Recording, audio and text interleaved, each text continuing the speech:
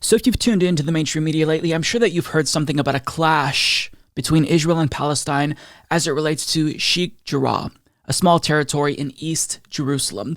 Now, the most charitable reporting that you'll probably hear from mainstream media is that both sides are equally culpable here, and both sides need to stop so that way the violence can dissipate.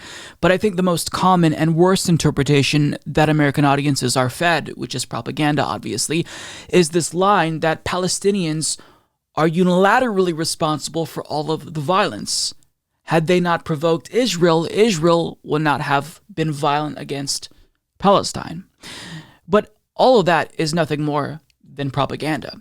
Because what's actually happening here is that the apartheid state of Israel, who is occupying the Palestinian territories, is committing war crimes against the Palestinian people.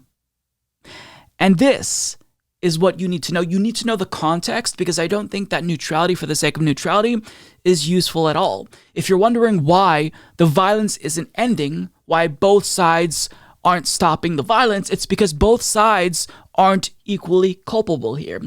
Israel is the aggressor. And in this situation, what's happening is Israel is trying to expel 8 families out of their homes in Sheikh Jarrah, and as any reasonable person would, they're refusing to go. They're saying, no, this is our homes. We don't want to leave. So there have been protests, and as a result, Israel has responded to the protests with brute force, firing rubber bullets and tear gas at protesters who are rightfully refusing to leave their homes. Now, thankfully, we have members of Congress who are actually courageous enough to condemn Israel. But better than that, we have members of Congress. We have a Palestinian-American member of Congress in Rashida Tlaib, who's calling on the Biden administration to stop fence-sitting, actually take a side, and condemn the actions of the apartheid state of Israel. But before I tell you what Rashida Tlaib said, because I think what she says here is really important, I do want to give you some additional context here. And this isn't a comprehensive list of things that's happening, but this is a jumping off point for you to do more research on your own to learn about this situation, because really what we're seeing is a rehash of what's been happening. And when you learn about the history here and the history of violence that Israel has done against the Palestinian people, this story is just another chapter in a very long book that isn't going to end unless the U.S. government stops being complicit in Israel's ethnic cleansing of the Palestinian people. So as Reuters reports, a putrid stench hangs over Sheikh Jarrah, a tiny neighborhood of East Jerusalem where protesters are trying to prevent Israel from evicting 8 Palestinian families and letting Jews move in. Over the past week, Israeli police have repeatedly fired a foul-smelling liquid known as skunk water that lingers through the night to try to disperse the demonstrators. The standoff has seen violent clashes around the walled old city and on Monday led to rocket fire by Gaza militants, drawing Israeli airstrikes on Gaza that health officials there said killed 9 Palestinians. And of the 9 Palestinians killed by Israel, 3 of them were children. Now, you probably even got a sense of the bias in that article that we just read. There were clashes which led to, but they're not actually giving you all of the details. Now, for more on this, we go to Andrea Germanos of Common Dreams, who adds, Hamas said it fired rockets into southern Israel Monday in retaliation for over 300 Palestinians injured by rubber bullets, stun grenades, and tear gas at the site known to Palestinians as Al-Haram al-Sharif. Describing Israeli forces' attack on Monday, Nawar Matur, a Palestinian who spent the night inside the Al-Aqsa mosque, told Al Jazeera snipers went on the roof of the gate at the mosque compound and began to shoot rubber bullets at everyone, women, men, everyone. The Palestinian Red Crescent Society said it was denied access to treat the injured inside and that members of its team had been targeted. Israeli Prime Minister Benjamin Netanyahu, meanwhile, vowed to respond to the rocket attacks, which left 1 civilian lightly injured with great force. So, to simplify the story, Israel triggered all of this violence by stealing land from Palestinians and forcing them out of their homes. Palestinians rightfully protested that injustice, which triggered Israel to crack down on said protesters, which provoked a response from Hamas, which Israel then used as justification to indiscriminately kill Palestinians. This is a war crime. And then they targeted the medical groups who are trying to provide aid to people who were injured. Now, this is going to be a bit of a difficult video to watch. It's explicitly violent, so content warning for those of you who don't want to see it. But this is a video of Israeli forces targeting the Al-Aqsa mosque, shooting into it with tear gas and rubber bullets. Take a look.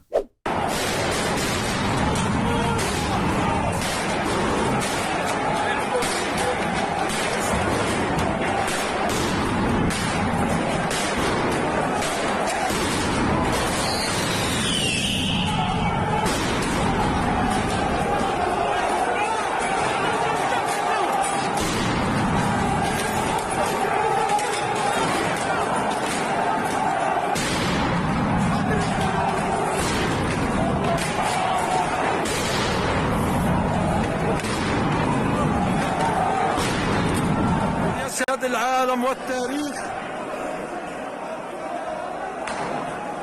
انقلاب جوا المسجد الأقصى خلقونا جوا المسجد الأقصى البيت ربنا يحميه يا الله حسبنا الله ونعم الوكيل. Now, to be clear, there were protests around the Al-Aqsa mosque, but the people in the mosque were praying. They weren't actually part of the protest. Israel chose to target them. And for some additional details here, we're going to go to a clip from Democracy Now! Who talks to someone who is an eyewitness of what happened. And additionally, it's then going to cut to somebody who's a writer living in Sheikh Jarrah who is forcing eviction by the Israeli government, and he gives us some more details about what's happening. And this is absolutely gut-wrenching, but I think it's really important that we hear out this story. Eyewitnesses described a scene of terror when Israeli forces began opening fire while people prayed. We were praying in the mosque. Suddenly the soldiers vacated the mosque without any alert. They started to shoot bombs, and there are many, dozens of injured, dozens of people who were injured from the bomb here and the bullets. It's amazing. This is a praying place, not for fight. Al Jazeera reports 305 Palestinians were wounded, 228 have been hospitalized, with 7 in critical condition. Israeli forces also attacked the Al-Aqsa mosque on Friday, on a night when at least 205 Palestinians were injured. Today's raid came hours before Israeli nationalists were scheduled to begin an annual march through occupied East Jerusalem to mark Israel's 1967 capture of the area, along with the West Bank and Gaza. Tension has been escalating in Jerusalem for weeks. On April 22nd, a group of right-wing Israelis marched through the Old City chanting "Death to Arabs" and "May your village burn." Video from the night shows Israeli mobs attacking and harassing Palestinian families and throwing rocks at Palestinian buses and homes. Meanwhile, Palestinians have been staging weeks of protests to block Israel from evicting dozens of Palestinians in the Sheikh Jarrah neighborhood of Jerusalem to give their homes to Jewish settlers. A court hearing on the eviction scheduled for today was postponed Sunday. The United Nations has described the planned eviction as a possible war crime. UN Rights Office spokesman Rupert Colville said last week, quote, "The occupying power cannot confiscate private property in occupied territory." This comes as the Biden administration is coming under increasing pressure to directly condemn Israel's actions. Last week, the governments of France, Germany, Italy, Spain, and Britain issued a joint call for Israel to stop all settlement expansion in the occupied territories. We go now to Jerusalem, where we're joined by Mohammed El-Kurd, a Palestinian writer and poet who's organizing to save his family's home in the Sheikh Jarrah neighborhood of Jerusalem. First, give us the overall picture, Mohammed, of what has been happening. Describe what's been happening at the Al-Aqsa Mosque and all around the area, and then we'll talk about Al-Jarrah, Sheikh Jarrah. Thank you, Amy. Yeah, thank you, Amy, and it's a pleasure to be here with you. To sum up what's been happening in Al-Aqsa Mosque, it's complete state-settler collusion. There is it's clearly that the Israeli occupation forces are working in service of the Israeli settlers to terrorize and assault Palestinian worshippers in their mosque. Today, Palestinians have been met with rubber-coated bullets in the face and in the upper body, tear gas inside the mosque at the women and the children praying in there, in addition to many other forms of brute force. The same thing is in Sheikh Jarrah, and this image becomes even more stark when compared by how the Israeli occupation forces are treating the settlers. Today, an Israeli settler ran over a Palestinian youth, and instead of being captured, the Israeli police raised his gun at Palestinians who are protesting this act of terrorism. So we're seeing clear state settler violence and clear state settler collusion in Jerusalem, in occupied Jerusalem. I just want to reiterate that last point that he made. A far-right extremist ran over a young Palestinian, and when Palestinians protested that, rather than actually trying to apprehend the individual who committed an act of terror, they threatened violence against the protesters who are protesting a terror attack. It shows you how much the Israeli government has dehumanized the Palestinian people. And it gets worse than that. I want you to try to imagine yourself in this situation. So the young Palestinian writer, Mohammed, in that last video that we saw, he's going to explain to Amy Goodman how not only is he facing eviction, but for the last 12 years, he had a literal squatter move into his home where he and his family lives, and he's not really able to protest or speak out against the squatter, because if he does, he knows that the IDF is going to hurt him, potentially kill him for speaking out. Take a look at this. You are stealing my house. And if I don't steal it, someone else is going to steal it. No one is allowed to steal it, ya ammi. In 2009, we were coming home from school and we found that the entire neighborhood was on lockdown. It was besieged from all areas, and there were more occupation forces and settlers than there were residents of the neighborhood. And they used tear gas and sound bombs and stun grenades to take over our home. And these settlers, these thieves, have squatted in our home since then. And obviously, you cannot resist this. Or otherwise you will be shot and killed. We know how the Israeli occupation forces behave around Palestinians. We know how they target Palestinians. So they've been forced to live with strangers under the threat of violence. But somehow that was even more preferable of a situation because now they're just outright facing expulsion. I mean, put yourself in their predicament. Imagine if somebody just moved into your apartment. They just chose to occupy one room in your apartment and they wouldn't leave. And if you tried to get them to leave, if you called the police would actually side with the person who's squatting in your apartment. And they might actually shoot you if you speak out against the person who's squatting in your apartment.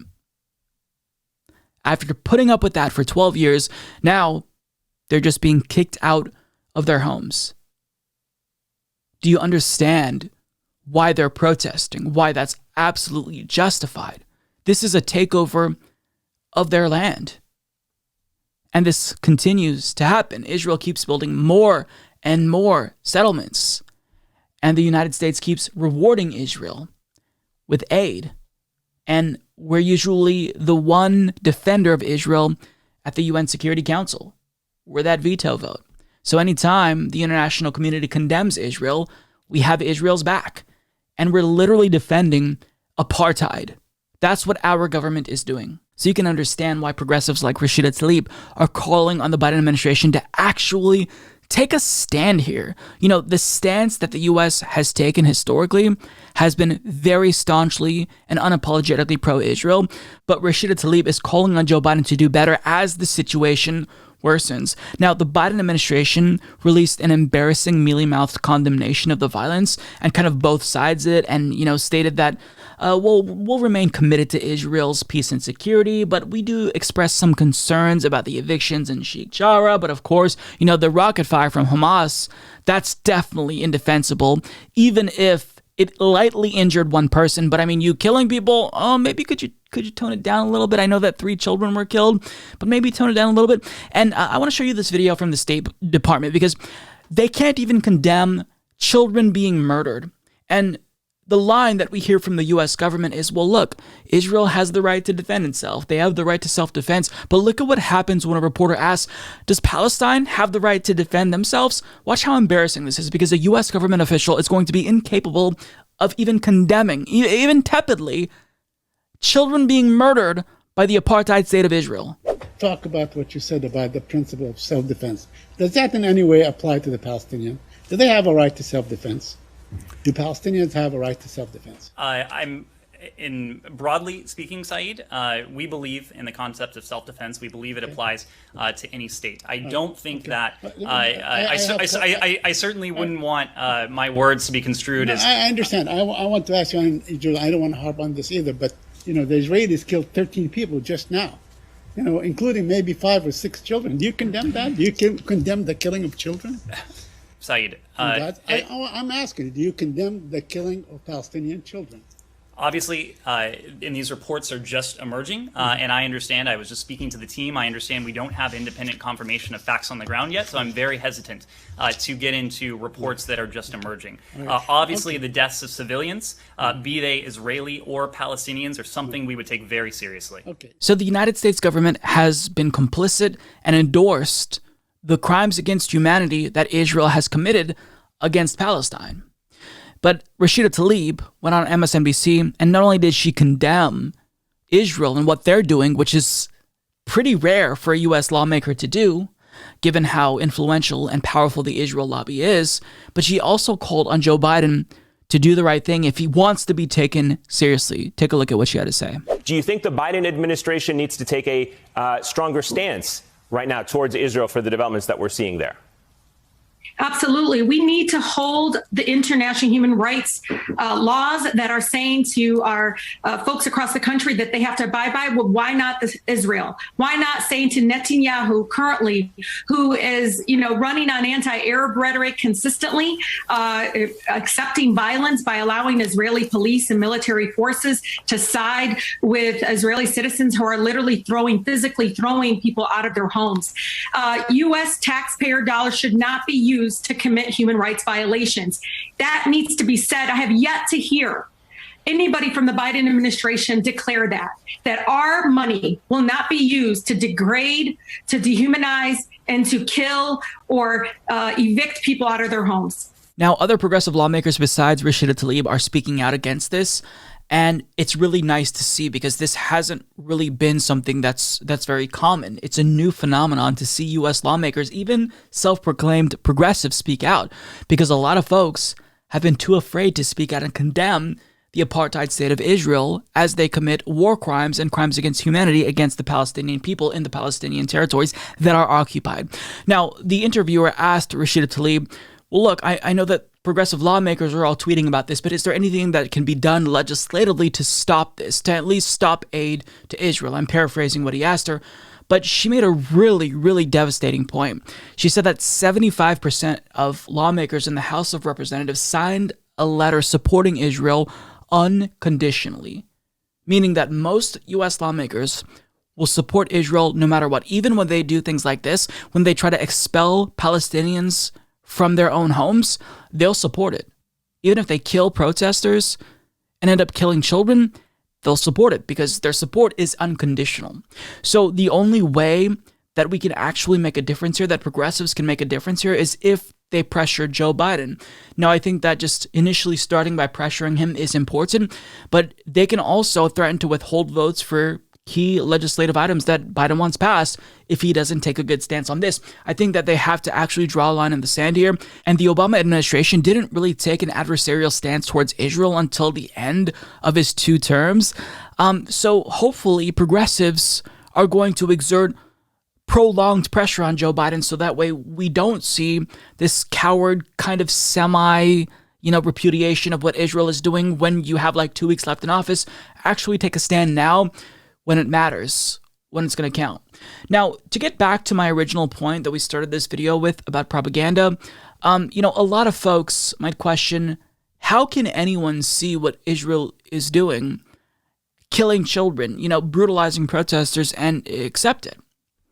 Well, it's because in the United States of America, we are bombarded with propaganda. And I want you to see the short clip that the Empire Files shared on Twitter. This is from the documentary Gaza Fights for Freedom. It's available to rent on YouTube. I'll link you to that down below. It's also streaming for free on Means TV. Basically, this is the way that the U.S. propaganda machine justifies violence against Palestinians by dehumanizing them so much to get actual viewers to think that they're so barbaric that it's Palestinians responsible for killing Palestinians, not the Israeli government. They're paying them to get shot, believe it or not. They're paying them something like $500 per gunshot wound. You know, Hamas sent a 7-year-old girl who was wearing a Minnie Mouse sweatsuit right up to the fence so that IDF troops would, in their perverse in the perverse mindset of Hamas, would shoot her and kill her. It is reported that someone in a wheelchair was fatally shot, Mr. Ambassador. Hamas is always very good at trying to put out all sorts of propaganda and myths. They're experts at that. And they intentionally moved up the day so that it would coincide with the opening of Embassy Move, so that we would all be disgusted and heartbroken when we saw this horrible split screen of Ivanka Trump looking like she was at a country club next to poor, desperate people dying in Gaza. I agree with you. They planned that. Absolutely. Right. And I'm just saying, let's not fall for a trap that is being set by a theocratic, authoritarian group that is sending women and children. I don't think I'm falling for a trap. Shield. I agree. I couldn't agree more with all of that. I think it's terrible that Hamas is butchering its own children. Hamas is conducting massive self-genocide. They want to pile up as many civilian dead as they can because somebody said they use, I mean, it's gruesome, they use telegenically dead Palestinians for their cause. They want the more dead, the better. They're pushing civilians, women, children into the line of fire with the view of getting casualties. We try to minimize the casualties. They're trying to incur casualties in order to put pressure on Israel, which is horrible. What they're deliberately doing is seeking to kill as many Palestinians as possible in order to yell to the world to help us. And much of the world is condemning us for war crimes. Basically, they're serving Hamas's goal. That's just what Hamas is about. Make no mistake, Hamas is pleased with the results from yesterday. No country in this chamber would act with more restraint than Israel has. And that said, Israel only targeted people who were actively engaged in violence. We only use live fire in a measured and surgical way. Why the Israeli forces were shooting dead protesters at the Gaza crossings. Well, we can't put all these people in jail.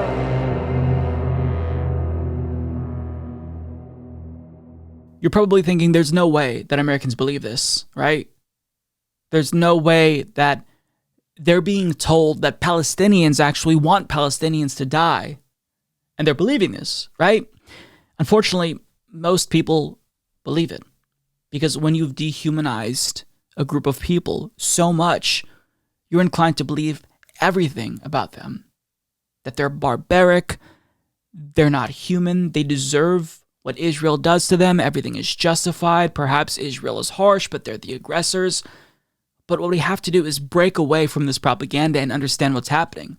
This is apartheid. This is ethnic cleansing. Israel is committing war crimes against the Palestinian people. And right now it might be difficult for folks to see it, but when we look back at this moment in history, I think it's going to be clear what's going on here.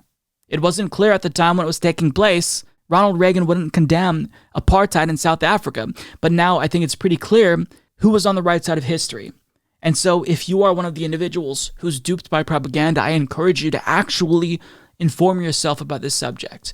And there are some folks who are just willfully ignorant, or they are cowards and they take a pro-Israel position and vow to never be critical of Israel under any circumstances because that is what is currently politically expedient. But I think that the tide is starting to turn. The problem is that it might be a little bit too late because Palestine is shrinking more and more. Israel continues to do these settlements. And by the time everyone actually acknowledges that what Israel is doing is wrong, Palestine might be erased from the face of the earth. It might be too late. So educate yourself and call out the folks who are propagating lies against the Palestinian people.